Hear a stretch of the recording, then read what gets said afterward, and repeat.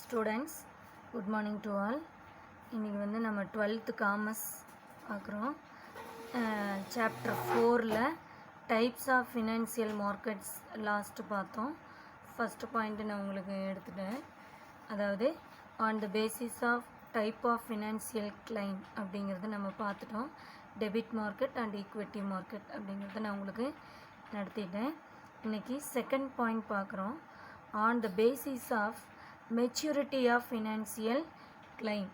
அதாவது என்னென்னா, மெச்சூரிட்டின்னு என்னது, ஒரு குறிப்பிட்ட தேதி முடிவில், அதாவது முதிர்வு அடைதல். இப்போ வந்து நம்ம ஒரு பேங்க்கில் டெபாசிட் பண்ணியிருக்கிறோம் அப்படின்னா, இப்போ 1 இயர்க்கு டெபாசிட் பண்ணியிருக்கிறோன்னா அந்த 1 இயர் கழித்து அது மெச்சூரிட்டி அப்படிம்பாங்க. சரிங்களா? இப்போ மெச்சூரிட்டின்னு என்னென்னு புரியுதா? இப்போ 5 இயர்ஸ் ஒரு டெபாசிட் பண்ணுறோம் அப்படின்னா கரெக்டாக அந்த 5 இயர் முடிஞ்சோன்னையும் அந்த அமௌண்ட்டு மெச்சூரிட்டி ஆயிடுச்சு அப்படிங்கிற வேர்டு யூஸ் பண்ணுவாங்க. ஓகேங்களா? மணி மார்க்கெட், இதில் வந்து 2 டைப்ஸ் இருக்குது. Maturity of financial claim, maturity ஆன உடனே நம்மளோட அமௌண்ட்டை வந்து நம்ம கிளைம் பண்ணிக்கலாம். கிளைம் பண்ணுறதுன்னு என்னது, திரும்ப வாங்கிக்கலாம். அந்த மாதிரியான டைப்பில் 2 டைப்ஸ் இருக்குது. ஒன்று மணி மார்க்கெட், அனதர் ஒன்று கேபிட்டல் மார்க்கெட்.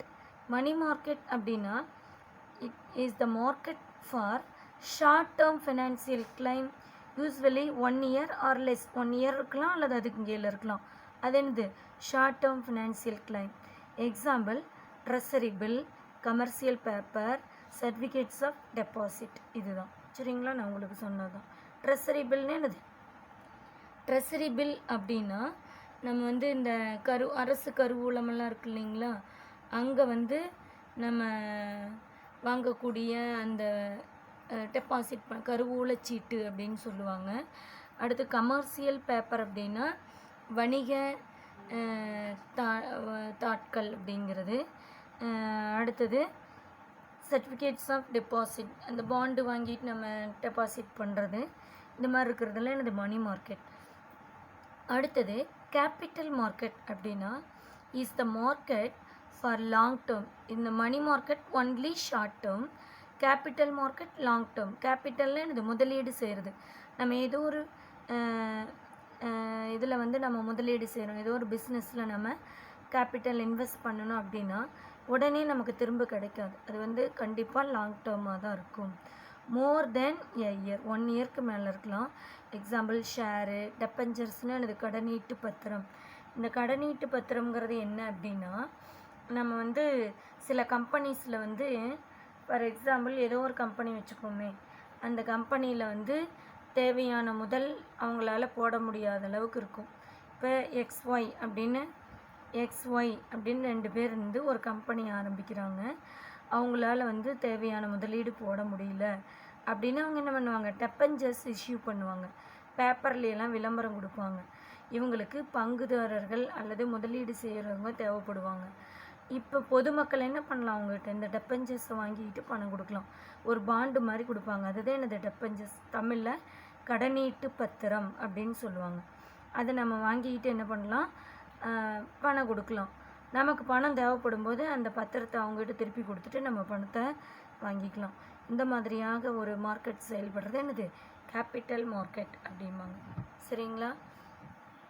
அடுத்தது on the basis of time of issue financial claim.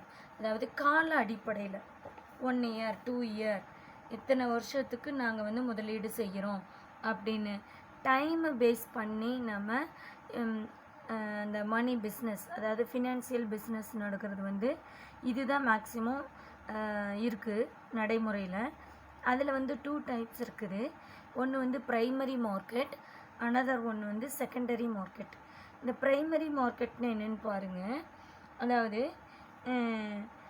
இதாவது டைரெக்டாக 2 பேர், அதாவது என்ன சொல்கிறது, இந்த பேராகிராஃப் உங்களுக்கு நான் எக்ஸ்பிளைன் பண்ணும்போது புரியும்.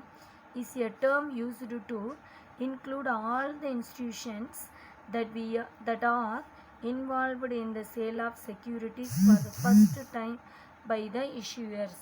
அதாவது இந்த ப்ரைமரி மார்க்கெட் அப்படிங்கிறது வந்து தமிழில் சொல்லணும்னா முதல் நிலை சந்தை அல்லது வெளியீட்டாளர்களின் சந்தை அப்படின்னு சொல்லலாம்.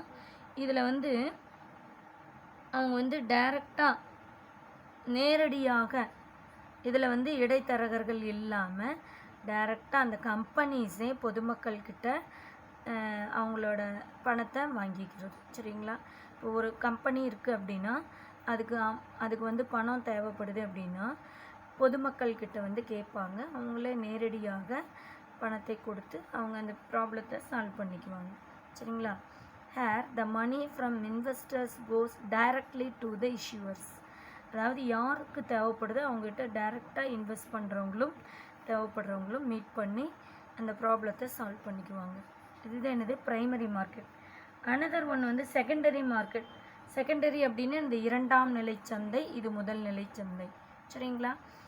Is the market for securities that are already issued.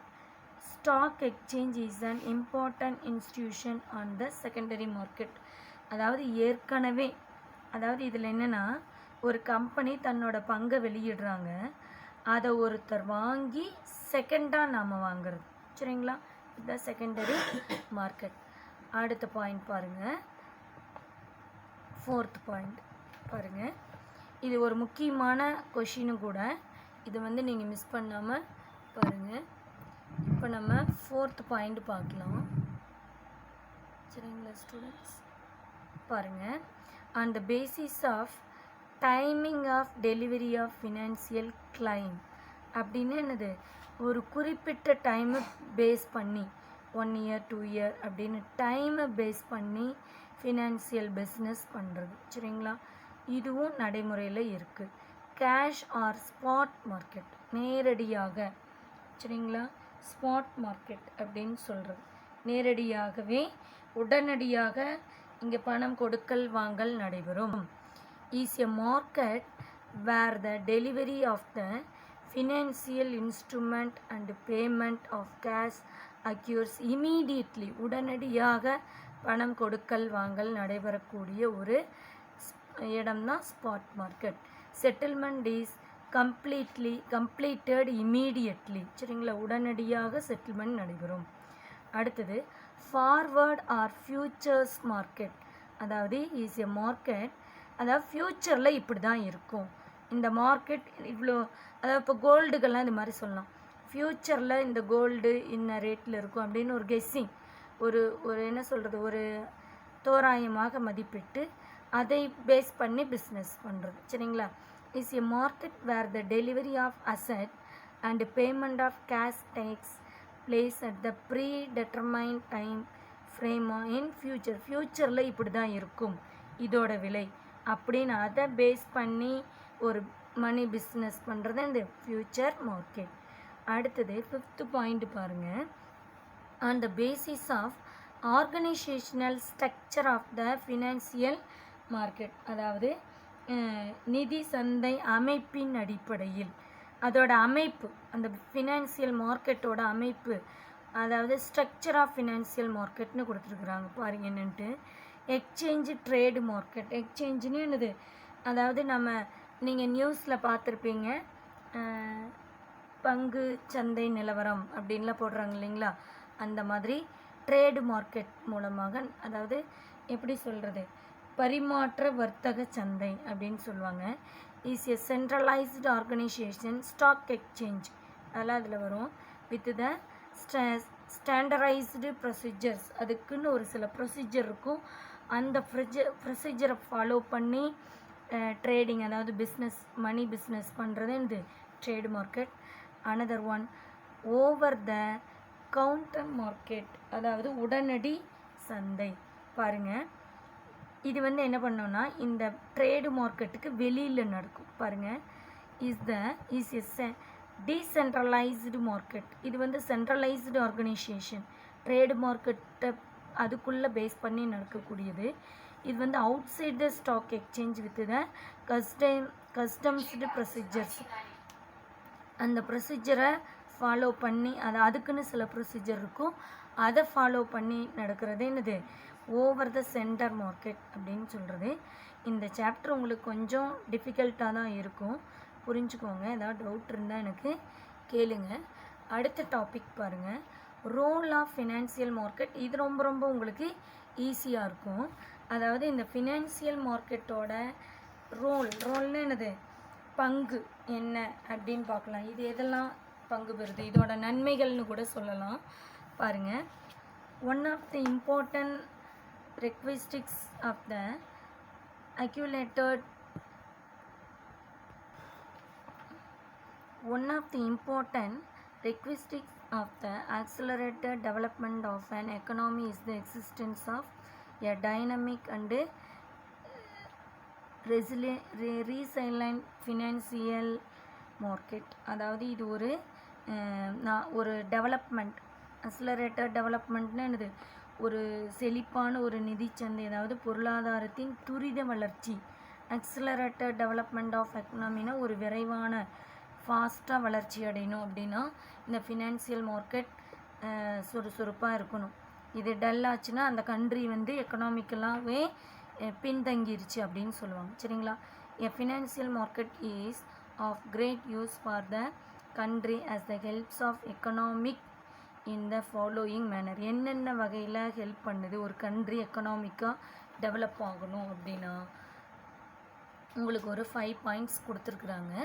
பாருங்கள், சேவிங்ஸ் மொபைலைசேஷன், அதாவது சேமிக்க வேண்டும் அப்படிங்கிற ஒரு சேமிப்பை பெருக்குதல். சரிங்களா? மக்கள்கிட்ட ஒரு சேமிக்கக்கூடிய அந்த பழக்கத்தை உருவாக்குது.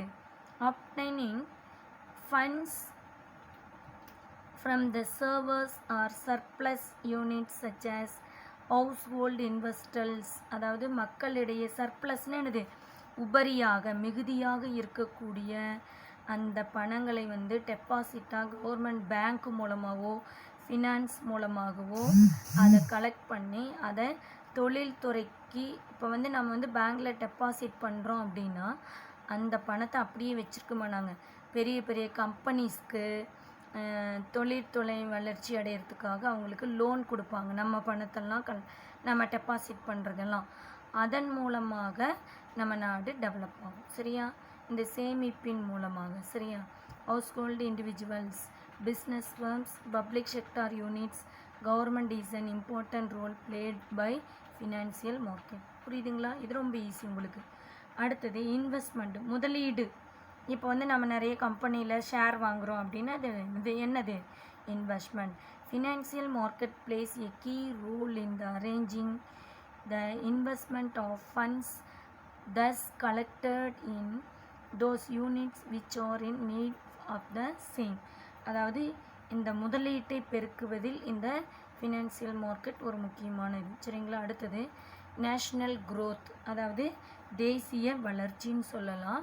இந்த நேஷ்னல் க்ரோத்னா இதெல்லாம் சிறப்பாக செயல்படும் போது தேசிய அளவில் வளர்ச்சி அதிகமாக தான் இருக்கும். Financial markets contribute to a Nations. Next பேஜுக்கு வாங்க, கவனிங்க.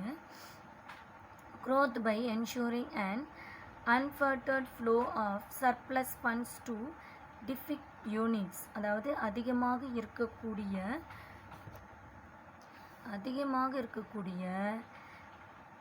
பணத்தை ஒரே இடத்துல தங்கிவிடாமல் அதை வாங்கி எல்லா இடத்துக்கும் ஃப்ளோன்னு எல்லா இடத்துக்கும் பரவலாக ஃபண்டு கொடுக்கறதுனால தேசிய வளர்ச்சி அடையுது. சரிங்களா? Productive purpose is also made possible. It leads to overall economic growth. சரிங்களா?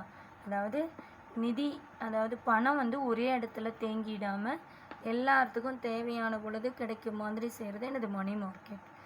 அடுத்தது என்டர்ப்ரெனியர்ஷிப் க்ரோத், அதாவது financial markets contribute to the development of entrepreneurial class by making available the necessary financial resources. அதாவது தொழில் முனைவோர்கள், அதாவது தொழில்துறை என்டர்பிரைஸ்னா தொழில்துறை வளர்ச்சி அடைவதற்கு இந்த ஃபினான்சியல் மார்க்கெட்ஸ் உதவுது. சரிங்களா? அடுத்தது இண்டஸ்ட்ரியல் டெவலப்மெண்ட், தொழில்துறை மேம்பாடு அடையுது. The different components of financial markets help an accelerated growth of industrial and economic development of a country and thus contributing to raising the standard of living and society's well-being. அதாவது நிறைய நிதி சந்தைகள் பல்வேறு கூறுகள்லாம் இருக்கு இல்லையா, இதெல்லாம் செயல்பட்டு துரித வளர்ச்சி அடைந்து எக்கனாமிக்கலாக ஒரு கண்ட்ரி டெவலப் ஆக ஃபினான்சியல் மார்க்கெட்டுங்கிறது ரொம்ப ரொம்ப ரொம்ப முக்கியமான ஒன்று. இது வந்து இண்டஸ்ட்ரியல் டெவலப்மெண்ட்டாக உதவுது. சரிங்களா ஸ்டூடெண்ட்ஸ், இன்றைக்கி நம்ம கிளாஸ் இதோட முடிச்சுக்கலாம். இப்போ இன்றைக்கி உங்களோட ஹோம்ஒர்க் என்ன அப்படின்னா, types of financial market, role of financial market, இது ரெண்டுமே 5 மார்க் கொஷின். அதனால தான் உங்களுக்கு நான் அடுத்தது ஃபங்க்ஷன்ஸ் ஆஃப் ஃபினான்சியல் மார்க்கெட் வந்து நெக்ஸ்ட் கிளாஸில் சொல்வேன். இந்த ரெண்டுமே 5 மார்க் கொஷினில் கூட கேட்க சான்சஸ் அதிகமாக இருக்குது. இதை நீங்கள் படிச்சுட்டு எனக்கு டெஸ்ட் எழுதி இன்றைக்கி ஈவினிங்குள்ளே அல்லது நாளைக்கு மார்னிங்குள்ளே ஒவ்வொருத்தரும் தனித்தனியாக ஒவ்வொரு பேஜ்லேயும் உங்கள் நேம் போட்டு எனக்கு சென்ட் பண்ணுங்கள். ஓகே ஸ்டூடெண்ட்ஸ், ஏதாவது டவுட்ஸ் இருந்தால் எனக்கு கேளுங்க. Okay, thank you.